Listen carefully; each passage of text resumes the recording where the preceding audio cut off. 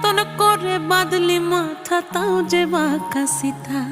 মেদিনীপুরে রায়না চিরন বাঁকুড়ার ওই ফিতা, আরে যতন করে বাঁধলি মাথা তাও যে বাঁকা সিথা।